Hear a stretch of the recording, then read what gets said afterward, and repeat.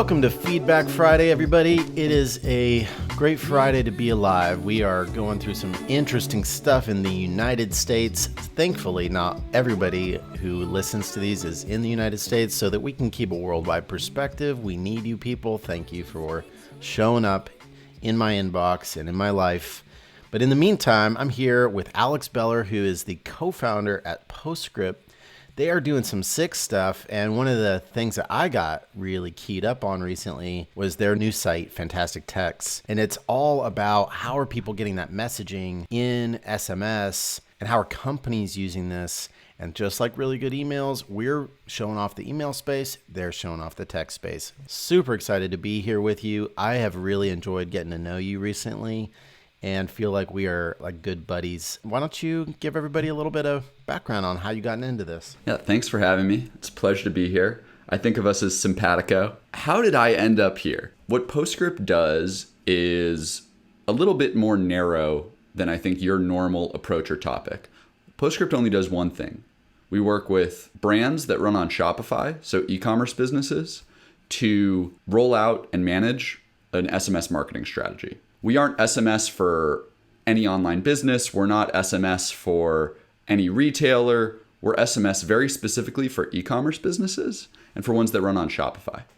And so as we've been learning about this space, what we've seen and how I ended up here today is really just a reflection that because texting is so new as a B2B marketing channel, it's so new. No one knows how to do it well. The use cases that we see as being average are really, really bad. People are thinking, oh, this is the exact same thing as email, but it's really not. It's fundamentally different. And you probably know this. We all communicate differently with our friends over email than we do over text.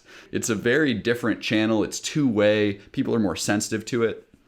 And what we saw as more and more companies started adopting SMS as a marketing and communication channel, we saw that the ones who took a SMS first approach and the ones who actually treated their audience with a little bit more respect and actually engaged with it as a two-way channel versus just viewing it as a new marketing channel that gets really high opens.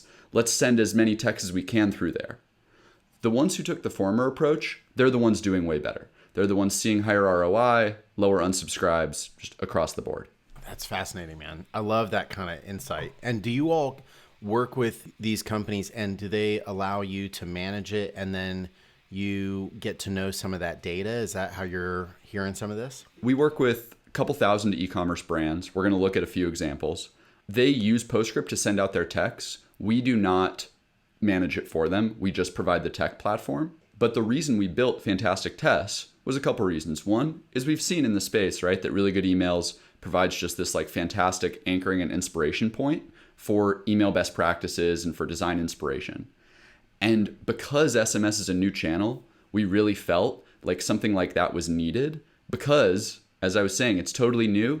So most brands and most marketers aren't sure what good looks like yet. We were constantly hearing from our customers, what types of messages are working elsewhere? What's good creative look like? And so we wanted to create a repository to just help solve for that.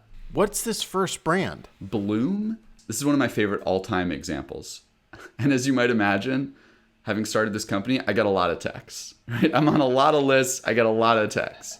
Bloom is one of my all-time favorites. Bloom is a women's healthcare brand. So they make a few different feminine care products. Some are offered via subscription. Some aren't. You all should check them out because their website is beautiful and they care a lot about design.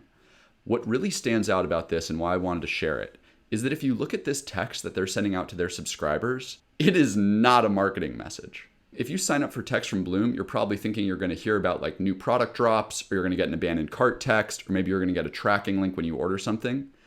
In this text, they're just giving their subscribers something. They're saying, hey, here's a Starbucks gift card. Take this into your local store, scan it, and you'll get a free drink on Bloom. And they've done this a handful of times. It's just a surprise and delight and engagement maneuver to keep their SMS list really warm. It's so easy to wear people out via text. You really have to be sensitive. You can't just market to them all the time. This is just a pure customer engagement play. The response to it and the sentiment from it was just profound and off the charts, as you would imagine. The replies that come back to Bloom when they send these out, which they do maybe every other month, are like, oh man, you guys are the best. So cool. Like, thanks so much. Getting that sort of response to like a marketing channel is really powerful. And so this is just a cool outside the box, not traditional use case that we've seen work really well. In the SMS space, is it similar to email where like if we send out an email, like I sent out one this last week that was more personal and people reply to it and I reply back?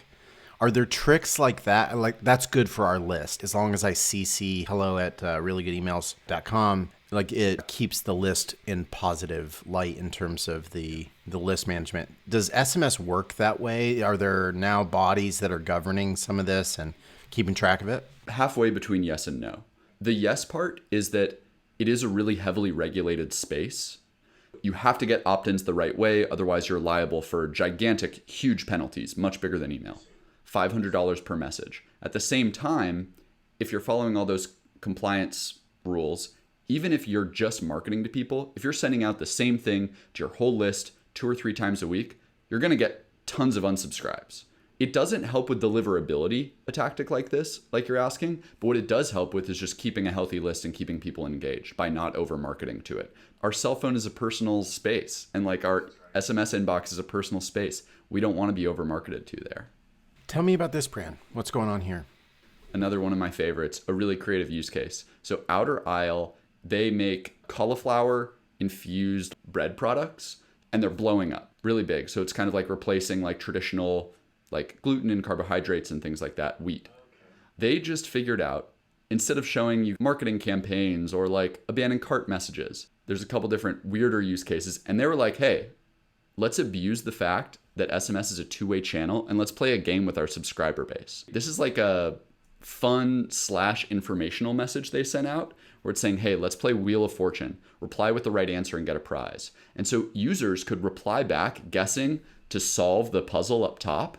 And if they got it right, the Outer Isle support team was then replying again via text with like a discount code for the product. That's another just so high engagement. It's not getting a text that says, click here to get 10% off. This is fun and it's unique and it's really creative. God, it's so interesting. The psychology behind some of this stuff is really important. To be able to engage your users in a much more relational way. This is a big message for me that I'm always hammering is get out of your narcissistic, here's about us, and instead start saying, hey, I want to be in relationship with you. Like, I want to create connection with you. I want to serve you. I want to help you enjoy something. Like, I'm a bread company. I'm here to add a little bit of like smile to your day. That's really unique. I love it. It's not taking themselves too seriously at all.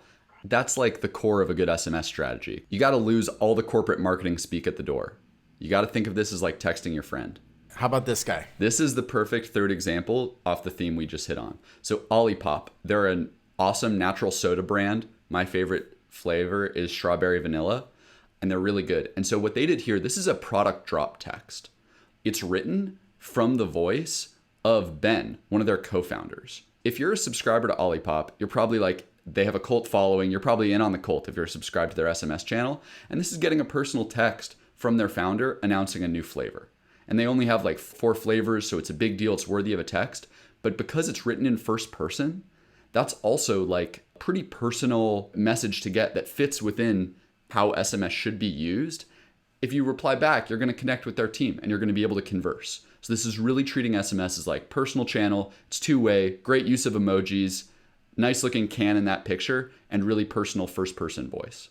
The photo here is not, nobody stood in a studio. This guy is like just a normal guy. And that feels cool in the sense of it's a lot closer to something that, again, is very personal. Not every brand is that going to be right for, but that's pretty interesting here.